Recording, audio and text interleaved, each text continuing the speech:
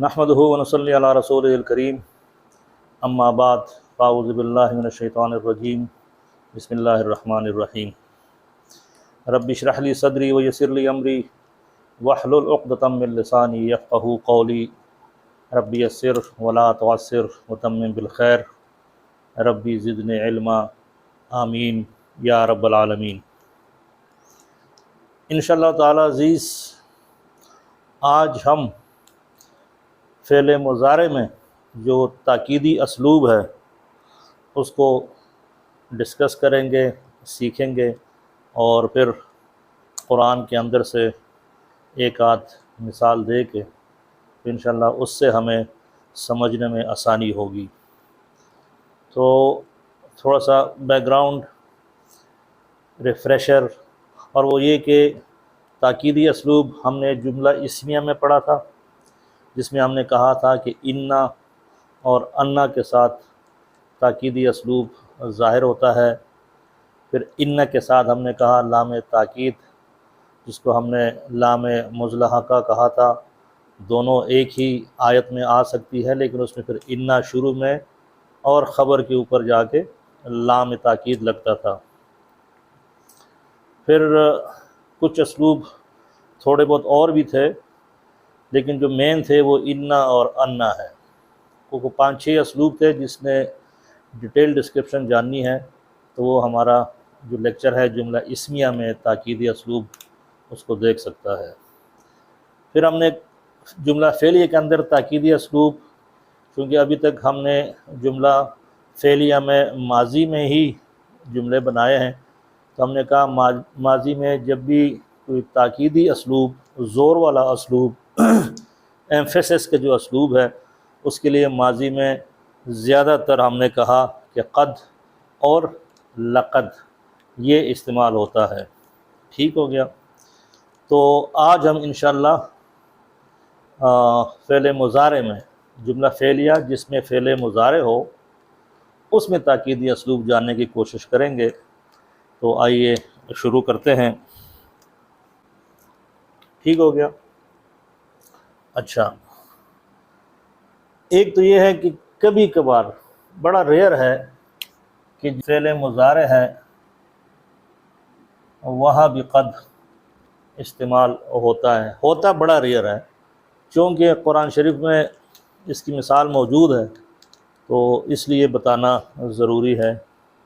اور وہ مثال جب موسیٰ علیہ السلام اپنی قوم سے کہہ رہے ہیں کہ جب وہ کافی ان کو تکلیف دیتے تھے اپنے پیغمبر کو، حضرت موسیٰ علیہ السلام کو، تو وہ انہوں نے کہا کہ لما تؤذوننی، تم مجھے کیوں اذیت تکلیف دیتے ہو، قد تعلمون،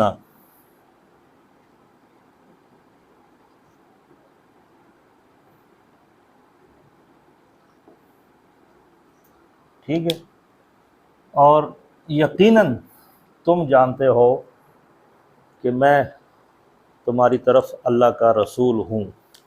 تو چونکہ فعل مضارع ہے اور اس کے ساتھ قرآن شریف میں قد کا استعمال آ چکا ہے، تو وہ آپ کو ایک مثال دینا ضروری تھا۔ اس کے علاوہ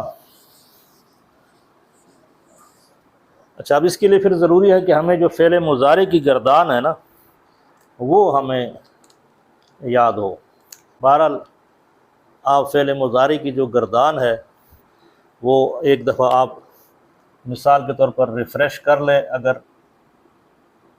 ضرب ماضی ہے اور اس کا مضارع یضربو ہے، تو یضربو واحد مذکر غائب کا پہلا صیغہ ہے، تو یضربو، یضربان، یضربون، یہ اس کا غائب کا، مذکر کا تینوں صیغے آ گئے۔ پھر ہے تضربو، تضربان، یضربنا، تو یہ غائب کے تینوں 6 کے 6 صیغے مؤنث اور مذکر کے۔ پھر ہے تضربو، تضربان، تضربون، تضربین، تضربان، تضربنا، تضربنا، ٹھیک ہے، تو وہ حاضر کے 6 صیغے ہو گئے۔ اور اضربو، نضربو، بہرحال کہنے کا مطلب یہ ہے کہ جو ہم نے گردان کا طریقہ کار یہ لکھا ہوا ہے، تو اس کو یاد کرنے کا ایک طریقہ یہ بھی ہوتا ہے، میں اگر فعل مضارع کی گردان آپ کے سامنے ایک دفعہ جلدی سے لکھ دیتا ہوں، اور اگر ہم نون صاد را سے لیں نصرہ، تو نصرہ ینصرو، تو پہلا صیغہ ہے ینصرو۔ اچھا، اس ٹیبل کو اگر آپ تھوڑا سا غور سے دیکھیں تو آپ کو ایک جیسے جو الفاظ ہیں نا، ملتے جلتے ہیں، وہ آپ دیکھ لیں۔ اس کو گردان کو یاد کرنے کے دو طریقے ہیں۔ ایک طریقہ یہ ہے جو ہم نے لکھا ہوا ہے، ٹھیک ہے، کہ ہم غائب کے مذکر سے سٹارٹ کریں اور مؤنث سے ہوتے ہوئے حاضر کے مذکر پہ آ جائے، اور پھر حاضر کے مؤنث سے ہوتے ہوئے آپ متکلم کے واحد اور اس پہ آ جائے۔ تو ایک سیکوینس یہ ہے۔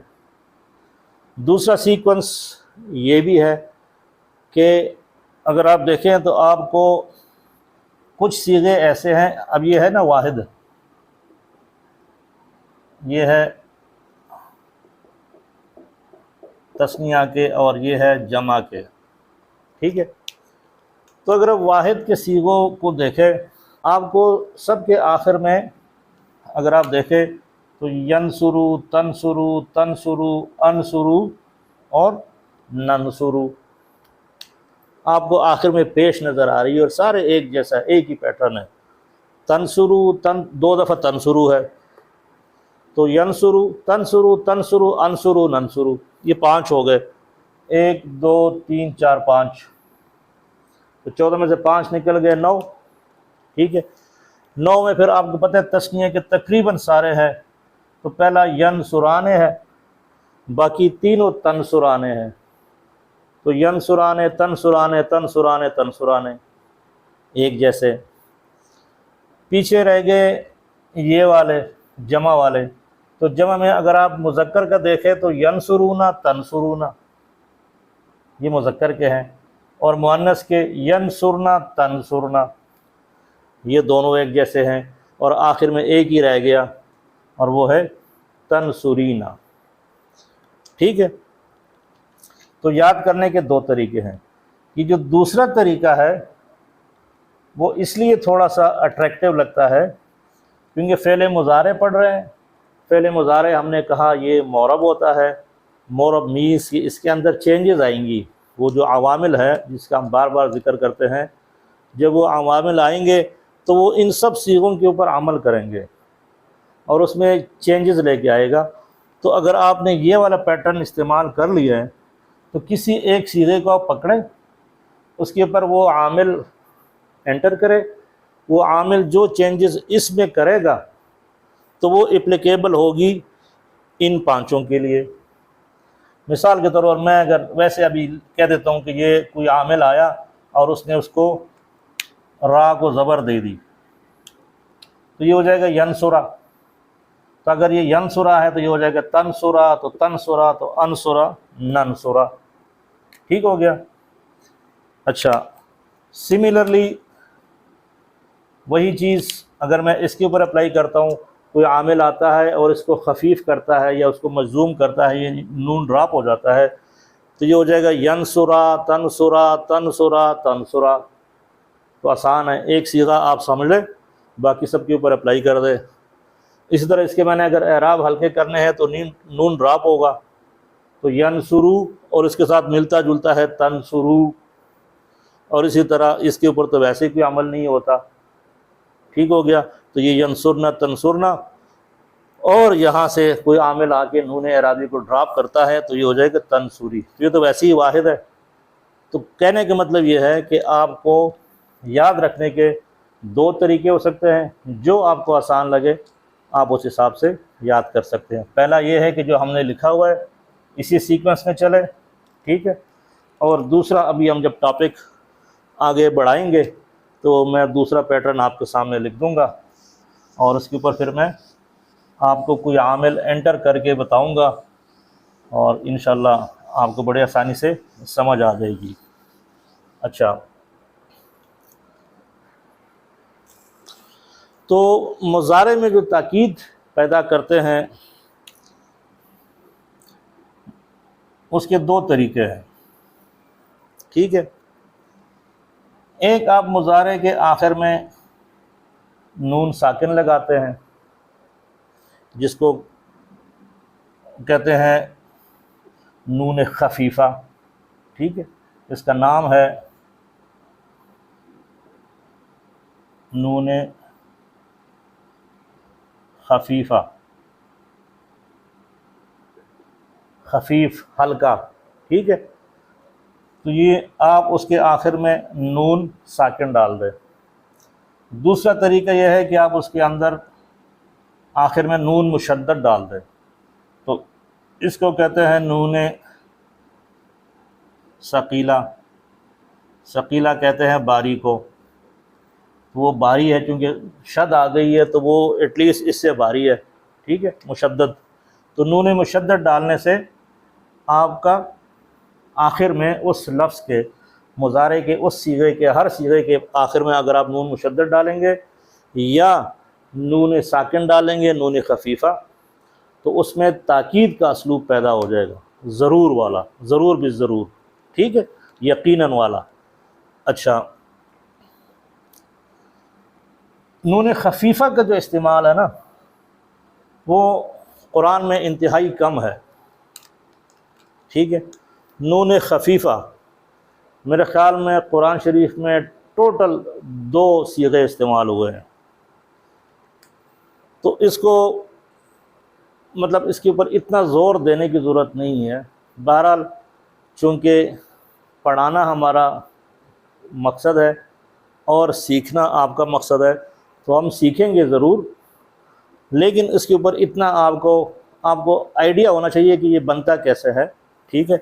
یہ جب اس کا صیغے میں ڈالیں گے تو کیسے پھر پروناؤنس کیسے ہوگا، لیکن پوائنٹ یہ ہے کہ قرآن میں چونکہ استعمال ہی ٹوٹل 2 جگہ ہوا ہے، مضارع میں جو تاکید ہے نون خفیفہ کے ساتھ 2 جگہ ہوا ہے، اور وہ 2 جگہ بھی ایسا ہے کہ آپ کو دکھنے میں نظر نہیں آتا، ٹھیک ہے، وہ لکھا ایسے ہوتا ہے کہ آپ اس کے اوپر وہ والا گمان کر ہی نہیں سکتے، آپ اس کو کچھ اور سمجھ بیٹھتے ہیں، ٹھیک ہے۔ لیکن وہ جب آپ کو میں ابھی بتاؤں گا وہ 2 جگہ، تو آپ نوٹ کر لیں گے اچھا جی یہ ہاں واقعی لکھا تو ایسے ہی ہے، لیکن اصل میں یہ نون خفیفہ ہے۔ نون ثقیلہ کا آن دی ادر ہینڈ قرآن میں بے تحاشا استعمال ہے، ٹھیک ہے، بلکہ اگر آپ کہہ دیں تو ہے ہی یہی، تو یہ ہم انشاءاللہ ڈیٹیل سے پڑھیں گے۔ اچھا، ہم نے کہا کہ یہ آپ نون خفیفہ اور نون ثقیلہ فعل مضارع کے کسی بھی صیغے میں، جو 14 صیغے ہیں اس کے آخر میں ایڈ کریں گے، ٹھیک ہے، اور اس کے ساتھ شروع میں آپ ایک لام تاکید ڈالتے ہیں، لام مفتوح، زبر والا لام، مطلب اگر کوئی صیغہ ہے 4-5 حروف ہے تو اس کے شروع میں لام آ جائے گا اور آخر میں یا تو یہ آئے گا اور یا یہ آئے گا، ٹھیک ہو گیا۔ تو ابھی ہم اس کو تھوڑا سا ڈیٹیل سے پڑھتے ہیں، اور ڈیٹیل سے پڑھنے کا مقصد یہ ہے، یا ڈیٹیل سے پڑھنے کا جو طریقہ کار ہے کہ ہم نے کہا کہ آپ نے وہ جو گردان ہے کس سیکوینس میں یاد کرنا ہے، تو یاد جو مرضی سیکوینس میں کر لیں۔ میں چونکہ میں نے یہ نون مشدد یا نون ساکن سب میں انٹر کرنا ہے، تو میں کوشش کروں گا کہ وہ جو ایک جیسے صیغے ہیں ان کو میں الگ الگ کر دوں، ٹھیک ہے۔ تو پہلے میں وہ صیغے لکھتا ہوں جس کے اندر آخر میں پیش آ رہی تھی، اور وہ تھا، ٹھیک ہے، تو یہ غائب کا مذکر کا تھا، یہ غائب کے مؤنث کا تھا، یہ حاضر کا مذکر ہے، یہ متکلم کا واحد ہے، اور یہ متکلم کا جمع ہے۔ تو یہ 5 صیغے جس میں آخر میں بے کے اوپر پیش آ رہی ہے اور ایک جیسی آواز دے رہی ہے، یذہب و تذہب و تذہب و اذہب و نذہب۔ تو یہ تو ہوگی ہمارا ایک کالم۔ دوسرا کالم ہم وہ تثنیہ والے لے آتے ہیں۔ تثنیہ میں کیا تھا؟ اگر یہ یذہب وہ تھا تو وہ تھا یذہبان،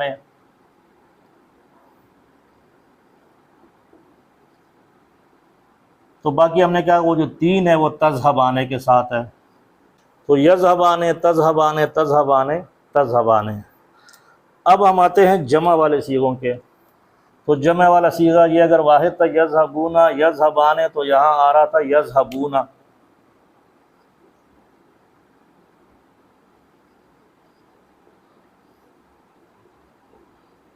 ٹھیک ہے، اور اس کے ساتھ وہ دوسرا کیا تھا تذہبونا، ملتا جلتا۔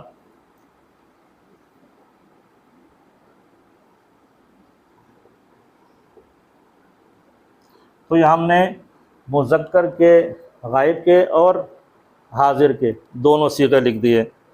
اب مؤنث کی جمع پہ آتے ہیں، اور وہ جب آپ چھٹے صیغے پہ پہنچے تو وہ کہتے ہیں یذہبنا۔ ٹھیک ہے، یذہب یذہبان یذہبونا تذہب تذہبان یذہبنا۔ تو پہلا صیغہ تھا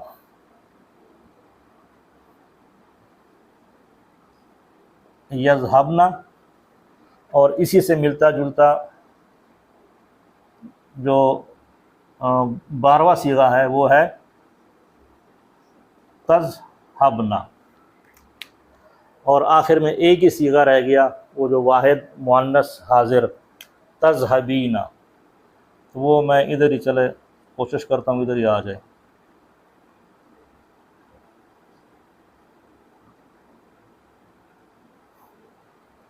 تو یہ ہمارے پاس 5 اور 4 9، 2 11، 2 13 اور 1 14، 14 کے 14 صیغے آ گئے۔ اچھا، پہلے ہم کرتے ہیں نون خفیفہ سے۔ نون خفیفہ کیا تھا؟ نون ساکن۔ اچھا، جب بھی یہ ثقیلہ یا خفیفہ لگے گا تو اب یہ جو اس کا ترجمہ ہے نا وہ آپ نوٹ کر لیں کہ اب یہ لازمی فیوچر میں ہوگا۔ ٹھیک ہے، پہلے تو ہم نے کہا تھا کہ مضارع کے ترجمے دونوں بلکہ تینوں پاسبل ہے کہ وہ جاتا ہے، وہ جا رہا ہے، یا وہ جائے گا۔ لیکن جب میں اس کے ساتھ یہ یا ثقیلہ لگاؤں گا تو اب وہ ہوگا وہ ضرور جائے گا۔ ٹھیک ہے، تو وہ جاتا ہے جا رہا ہے والا ترجمہ اب نہیں ہوگا۔ اچھا، پہلی بات یہ ہے کہ نون خفیفہ جو ہے نا، نون خفیفہ عرب، قرآن تو دور کی بات، جو عرب لینگویج ہے نا وہ تثنیہ میں استعمال کرتا ہی نہیں ہے۔ تو یہ ہمارا جو سیکنڈ کالم ہے یہ ایسے ہی نکل گیا۔ دوسرا، وہ اس کو جو مؤنث کے جمع کے صیغے ہے حاضر کے اور غائب کے، اس میں بھی استعمال نہیں کرتا۔ تو آپ کے 4 اور 2 6 یہ تو ویسے ہی نکل گئے، تو پیچھے رہ گئے یہ 9۔ ٹھیک ہے، اور ایک یہ، تو ٹوٹل 9 جس کے اندر یہ استعمال ہوگا۔ چونکہ نون خفیفہ کے ساتھ ٹوٹل قرآن میں ہی 2 دفعہ استعمال ہوا ہے، لیکن ہم صرف اس کو پروسیجر سمجھنے کی کوشش کریں گے۔ اچھا، تو میں پہلا جو صیغہ ہوگا نا یہ والا، یہ تو کرتا ہی نہیں ہے نا عرب ہی نہیں کرتا، تو قرآن میں تو ہے ہی نہیں۔ اچھا، یہ والا اور یہ والا، میں پہلا صیغہ لکھوں گا، اس کے اندر میں اس کو انٹر کروں گا اور دیکھتے ہیں کہ کیا بنتا ہے۔ تو میں نیچے لکھتا ہوں یذہبو،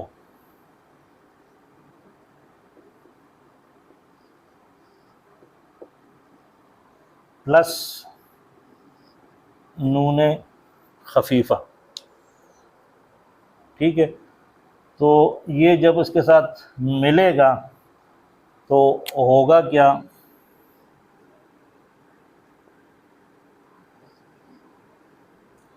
یہ ہو جائے گا، یہ پیش زبر میں چینج ہو جائے گا، تو باقی اوپر زبر ہو جائے گی، اور یذہبن۔ ٹھیک ہے، یذہبن کا میں کہ وہ ضرور جائے گا۔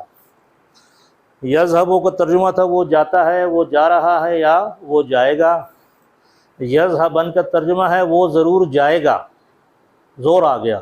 ٹھیک ہے، اس کے ساتھ وہ جو لام مفتوح ہے جو ہم نے کہا تھا کہ شروع میں لگے گا، اور یہ لام تاکید بھی ہے، تو اب اس کا ترجمہ مجھے بتائیں۔ ہم نے کہا یذهبن کا ترجمہ ہے وہ ضرور جائے گا۔ اب اگر وہ لیذهبن، ٹھیک ہے، تو ترجمہ کیا ہو سکتا ہے؟ اس کا باپ بھی جائے گا، ٹھیک ہے۔ کہنے کا مطلب یہ ہے کہ جب یہ لام آ گیا اور نون خفیفہ آ گیا تو لیذهبن کا مطلب ہے کہ وہ ہر صورت جائے گا، لازمی جائے گا، ضرور بالضرور جائے گا۔ تو وہ جو ترجمہ ہے نا وہ آپ کو قرآن میں اس طرح ملتا نہیں ہے، پھر آپ کے لیے پھر وہ وربل ایکسپریشن لانی پڑتی ہے۔ تو یہ گرامر سیکھنے کا یہی فائدہ ہے کہ جب آپ یہ چیز خود سیکھ لیں گے تو یہ آپ الفاظ میں ایکسپریس نہیں کر سکتے کچھ چیزیں پھر آپ کے ساتھ اس کو آپ وربل یا فیشیل ایکسپریشن لانا پڑتا ہے اس چیز کی ایمفیسس کو ظاہر کرنے کے لیے۔ تو آپ یہ دیکھیں نا لیذهبن، نیچے قرآن میں لکھا ہوگا کہ وہ جائے گا، تو وہ جائے گا نہیں ہے، وہ لازمی جائے گا، اس کا باپ بھی جائے گا، ٹھیک ہو گیا۔ تو یہ تو ہو گیا ہمارا پہلے صیغے کے ساتھ۔ تثنیہ ہم نے کہا وہ کرتا ہی نہیں ہے، تو ہم آتے ہیں جمع والے صیغوں پہ۔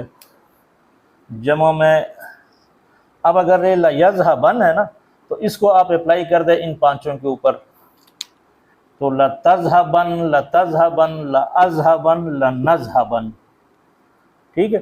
یہی والا پیٹرن اب ان سب کے اوپر اپلائی ہوگا، تو یہ ہو جائے گا لیذهبن، لتذهبن، لتذهبن، لاذهبن اور لنذهبن۔ اچھا، اس پہ آتے ہیں یذهبون۔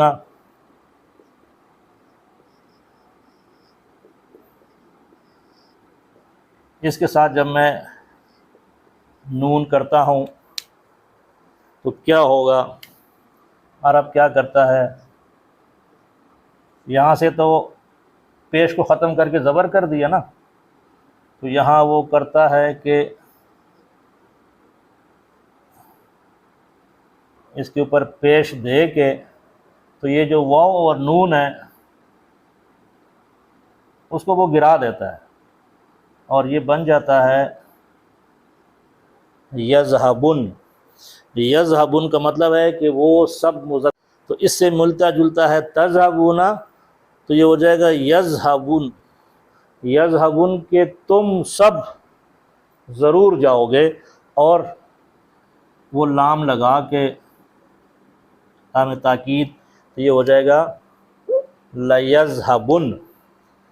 تو یہ واو بیسیکلی چونکہ یہ پیش چونکہ بیسیکلی واو سے ملتا جلتا ہے، اور واو ہمیشہ ہمیں پتہ ہے کہ جمع کو ظاہر کرتا ہے، ہوم کا صیغہ اس کے اندر ہوتا ہے، تو یہ ایک انڈیکیشن ہے کہ یہ جو پیش ہے، اب یہ دیکھیں نا لیذهبن ہے، یہ ہے لیذهبن، تو یہ زبر آپ کو وہ واحد، یہ والا ایکسیپشن چھوڑ کے تو یہ واحد آلموسٹ شو کر رہا ہوتا ہے، ٹھیک ہے۔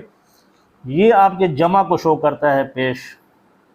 تو ڈفرینسیشن عرب نے کیا ڈال دی کہ با کے اوپر زبر دے کے تو وہ یہ والا کر دیا، با کے اوپر پیش کر کے تو جمع والا کر دیا۔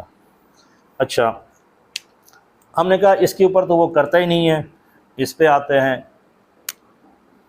تو یہ ہے تذهبین پلس نون خفیفہ، تو وہ کیا کرے گا؟